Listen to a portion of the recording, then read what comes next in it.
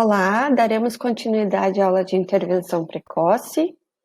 Nessa aula falaremos sobre o desenvolvimento neurobiológico nos primeiros anos de vida da criança, a perspectiva transacional, sistêmica e o modelo de ecologia do desenvolvimento humano e, por fim, os ambientes naturais de aprendizagem.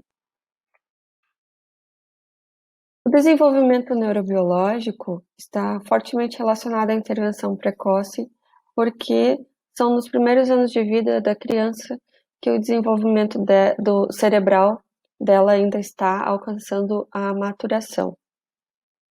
Isso está relacionado à plasticidade neuronal, que é a capacidade do cérebro a nível do sistema nervoso, no que se diz respeito a nível celular, metabólico, anatômico, de se modificar através das experiências de vida que a criança tem. Essa capacidade ela pode variar ao longo do tempo e sabe que é maior plasticidade que a criança tem quanto mais nova ela for. Então, a plasticidade neuronal é um potencial para que o ambiente produza mudanças neurológicas e que corra atrás dos prejuízos relacionados aos déficits do seu desenvolvimento. A relação entre a interação entre os genes e o ambiente, também os cientistas da área da neurologia já encontraram pesquisas que dizem que o período pré-natal e pós-natal pode ser uma fonte de potencial e crescimento, mas também como de risco e disfunção. As investigações mostram que os fatores ambientais, nesse período, provocam alterações químicas na estrutura dos genes, mas não altera o código genético, mas sim a forma como que os genes se expressam. E esse fenômeno é designado por modificação epigenética e explica, em parte, a influência que as experiências negativas ou positivas do desenvolvimento cerebral acabam por ter na vida da criança. Esse é um período crítico, mas, ao mesmo tempo, é uma janela de oportunidades para o desenvolvimento da criança, porque os 3 primeiros anos de vida a criança tem uma grande influência ambiental e a criança tem uma grande oportunidade para aprender, e esse é um momento determinante na modelagem da estrutura e da função do seu cérebro. Já em relação à neuromaturação, os cientistas já descobriram que esse período do 0 aos 6 anos, a criança tem um grande número de produção de neurônios e, consequentemente, uma proliferação grande de sinapses. É uma grande diferença do cérebro da criança em comparação ao cérebro adulto, porque a criança, de certa forma, ela acaba tendo uma reserva neurológica contra possíveis lesões. E como os neurônios são os principais tipos de células do sistema nervoso, eles acabam por ser uma unidade básica na sua estrutura. O cérebro imaturo ele tem um desenvolvimento excessivo desses neurônios e sinapses. E os neurônios que não são utilizados, eles são eliminados ao longo do processo da maturação. E essa é a base da neuroplasticidade. Além disso, os estudos neurológicos com crianças expostas aos ambientes tóxicos, negligentes ou empobrecidos, que sofrem privação ambiental e de interação social, e que também sofreram maus tratos por um período longo de tempo, estão associadas a essa arquitetura cerebral enfraquecida. Por quê? Porque esse impacto ele acaba por desencadear respostas neuroquímicas anormais do hormônio cortisol, que é um hormônio que está relacionado ao estresse. E esse hormônio acaba por reduzir a diminuição do número de sinapses e altera a amígdala, que a amígdala no nosso cérebro é uma área que é responsável pela regulação emocional, pela aprendizagem e também pelo comportamento social. Além da amígdala, ele também influencia o locus coeruleus, que está relacionado à vigilância e ao alerta. E esse hormônio do estresse, o cortisol, aumenta a atividade desse locus e gera comportamentos impulsivos, agitados e até de pânico nas crianças. Por isso que a intervenção precoce ela está intimamente relacionada com os conhecimentos sobre o desenvolvimento neurológico, porque ao percebermos que esse é um período sensível para o desenvolvimento da criança a nível de maturação cerebral, nós conseguimos garantir os benefícios que os contextos naturais possuem a nível da sua aprendizagem, as atividades de vida diária, então intervir de forma que a criança se desenvolva adequadamente. Sob a perspectiva transacional sistêmica e o modelo de ecologia do desenvolvimento humano, eu trouxe aqui algumas bases teóricas para vocês entenderem no que a intervenção precoce está ancorada. Uma das perspectivas é a transacional, que são dos autores Semeroff e Chandler, que serviu de base para as práticas da intervenção precoce. Eles entendem que a família possui uma grande influência no desenvolvimento da criança de forma contínua e dinâmica. Mas a família, ela não só influencia a criança, como é influenciada pela própria criança. E esses ambientes onde eles estão inseridos sofrem alterações pelas mudanças provocadas por essas pessoas. Então, os ambientes pobres e ausentes acabam por causar um impacto negativo no desenvolvimento da criança. Da mesma forma, os ambientes ricos em estimulação e de qualidade são capazes de reverter os efeitos de experiências e vivências negativas. A perspectiva sistêmica, que teve como base a teoria dos sistemas do autor von Bertalanffy, compreende que todos os sistemas vivos são interdependentes, ou seja, as mudanças em um dos elementos podem afetar outros elementos. Então, na mesma perspectiva sistêmica, o Dunst, que já falamos sobre esse autor também, e seus colaboradores adaptaram esse conceito de sistema do von Bertalanffy para a intervenção precoce, onde ele percebe que a família é uma unidade social que possui as suas próprias características e necessidades próprias, que são únicas. E ela também está inserida em um conjunto social vasto, que é influenciada e influencia mutuamente esses conjuntos sociais. Pode ser tanto de maneira formal quanto informal. Então, esses elementos são interdependentes. A perspectiva sistêmica do Dunst compreende que os profissionais devem capacitar e apoiar as famílias para que possam proporcionar mais oportunidades positivas para todos os membros, já que são elementos interdependentes. É necessário que todos os elementos tenham capacidades para influenciarem-se de maneira positiva. Ainda na perspectiva sistêmica, Turnbull e seus colaboradores criaram um conceito de perspectiva sistêmica relacionada à educação especial. E eu trouxe aqui quais foram esses conceitos desse autor. Um deles são os recursos familiares. Os recursos familiares estão relacionados aos elementos descritivos da família, incluindo as características do tipo de deficiência, que em Portugal se chama NE, são necessidades educativas especiais, e está relacionado ao tipo e o grau de severidade. São características da família também, como os tamanhos e os formatos dos backgrounds culturais, o estatuto socioeconômico, onde a família está localizada geograficamente, e, por fim, as características pessoais, por exemplo, a nível de saúde, capacidade intelectual e as formas de lidar com os problemas diários. A segunda questão que o Turnbull trouxe é a interação familiar, que se refere às interações que ocorrem entre os subgrupos dos membros familiares numa base diária e semanal. Essas relações e o processo de interação correspondem às necessidades familiares individuais e coletivas.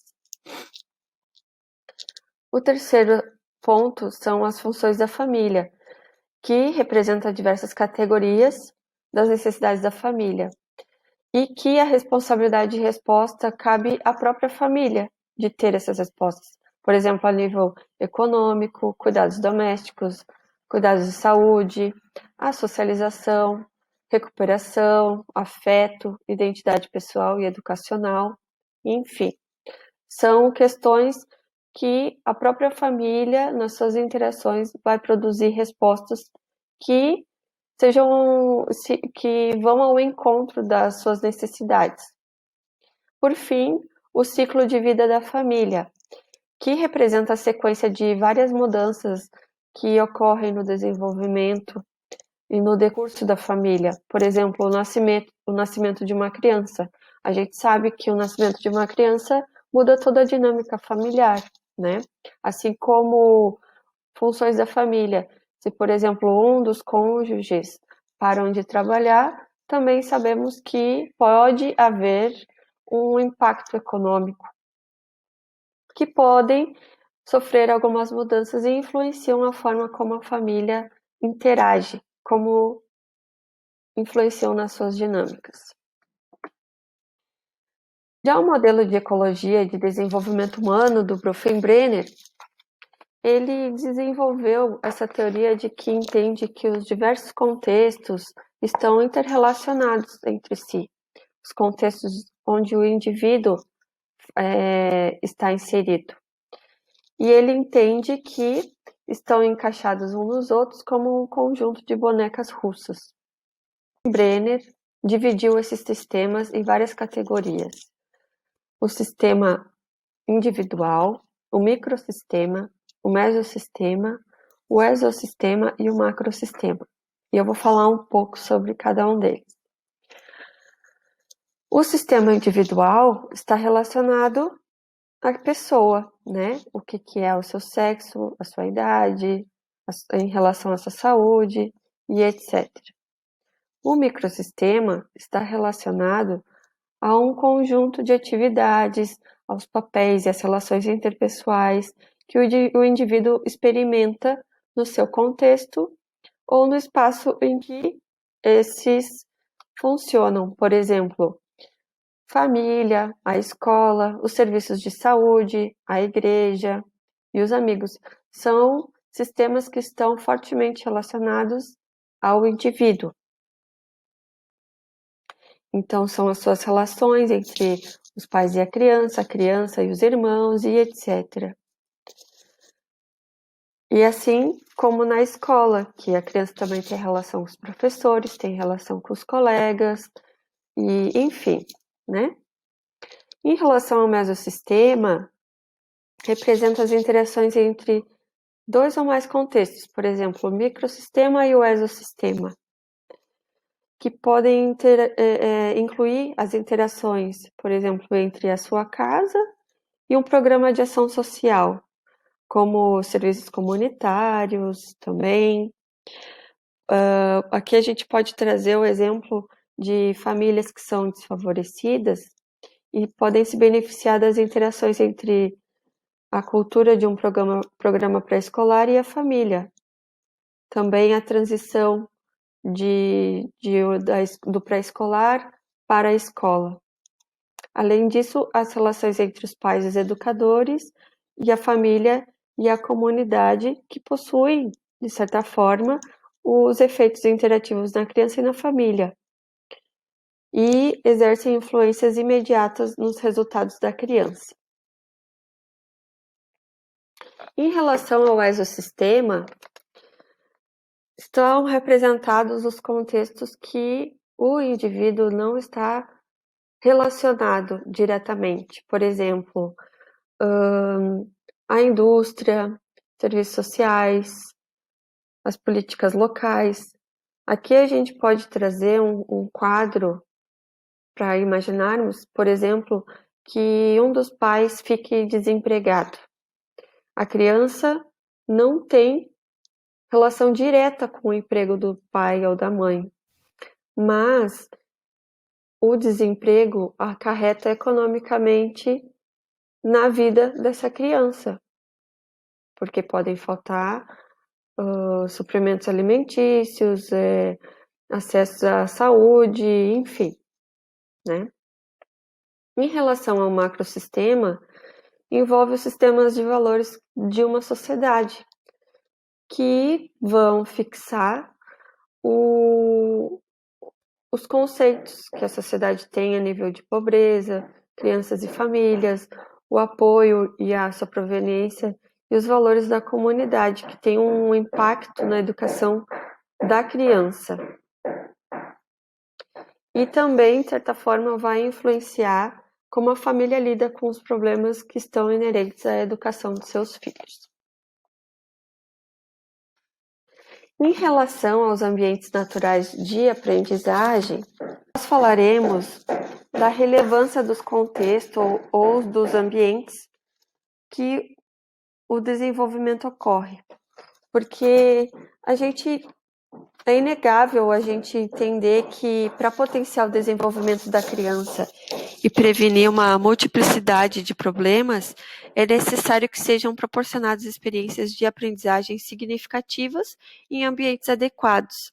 Então, a gente tem que se focar na promoção dos contextos desenvolvimentais adequados para todas as crianças.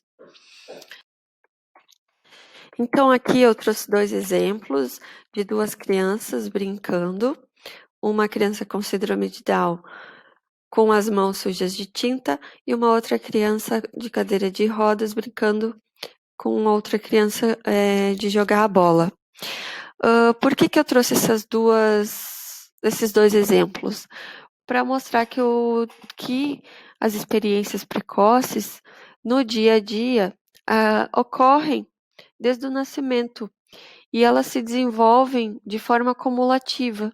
E essas crianças que têm várias oportunidades para brincar no dia a dia, nos seus contextos de vida diária, que não precisa ser necessariamente só na escola, mas pode ser no parquinho, pode ser em casa, com outras crianças, ou também mesmo com os pais ou com os adultos, acaba por influenciar no seu desenvolvimento a nível social, físico, de forma imediata. Além disso, entendemos que é muito importante as relações entre as crianças e os adultos e as pessoas que fazem parte da sua rede. Porque, como a gente viu que a plasticidade a nível neurológico nas idades precoces podem se modificar em relação à estrutura e à função do cérebro, o ambiente externo, ele é relevante no sentido de a criança entender como regular o seu comportamento em relação aos seus próprios pensamentos e as interações que ainda serão desenvolvidas. Além disso, as vinculações positivas com outras pessoas são essenciais para o seu desenvolvimento saudável em diferentes níveis, a nível neuropsicológico, físico e psicológico. E as relações inadequadas, negligentes e inseguras podem ter consequências adversas na saúde e no desenvolvimento e até mesmo na sobrevivência da criança. E, assim, a investigação tem comprovado que o comportamento e a importância das experiências precoces influenciam nos fatores genéticos e ambientais do desenvolvimento cerebral. Então, é muito importante intervir precocemente e é fundamental ter em conta todos os fatores que estão relacionados principalmente às crianças e às suas famílias que estão mais vulneráveis. Também é muito bom a gente entender que devemos ter cuidados a nível pré-natal e de acompanhamento de saúde e do desenvolvimento das crianças nas primeiras idades. Porque os ambientes de aprendizagem, as relações, embora as crianças com deficiência ou em risco tenham as mesmas necessidades que as crianças com desenvolvimento típico, a qualidade dessas relações, especificamente a vinculação, o envolvimento e a responsividade, é relevante para o seu desenvolvimento se considerarmos que podem ter dificuldades acrescidas devido à natureza do seu problema. Além disso, essas crianças com deficiências ou em risco podem ter interações menos frequentes devido ao seu tipo de NE e apresentando sinais mais sutis e difíceis de se interpretar. Então, alguns pais e educadores têm a tendência de conviver mais com essas crianças, mas nós temos que promover a relação delas com outras crianças das suas idades para também que ela se sinta parte do ambiente e que entenda que ela tem participação, que ela é importante e que assim ela possa tanto influenciar as crianças sem deficiência, quanto ser influenciada por essas crianças. Porque nenhum um clima emocional, positivo e incentivo desenvolve essas crianças com deficiência. Um objetivo também da intervenção precoce é apoiar os pais para que eles sejam bons observadores da sua criança, de forma que eles possam reconhecer os sinais e as pistas que essa criança tem demonstrado para responder de forma certa e estabelecer vínculos seguros com essa criança. Então, em relação aos ambientes naturais de aprendizagem, a gente tem aqui que quanto mais oportunidades de aprendizagem que a criança tiver, seja com a família, com as escolas, com os serviços e com a comunidade, mais maximizado será o seu desenvolvimento quando ocorrerem essas atividades diárias e que seja de maneira regular e por um período alargado de tempo. Eu trouxe aqui para vocês lerem um artigo que se chama Deixe-me Fazer e Eu Aprendo, que é da professora Serrano, para que vocês complementem os estudos sobre a relação da intervenção precoce e os cuidados em contextos naturais. Também trouxe um filme muito interessante, não sei se vocês já assistiram, que é o documentário Bebês, para que possamos depois discutir algumas questões do filme no fórum. Com base nos estudos que nós fizemos até agora, e também com base no filme, eu quero que vocês identifiquem no próprio documentário qual é a importância do contexto natural e das relações sociais para o desenvolvimento da criança e que vocês citem alguns exemplos que chamaram a atenção de alguma criança específica do filme. E é isso, gente. Muito obrigada.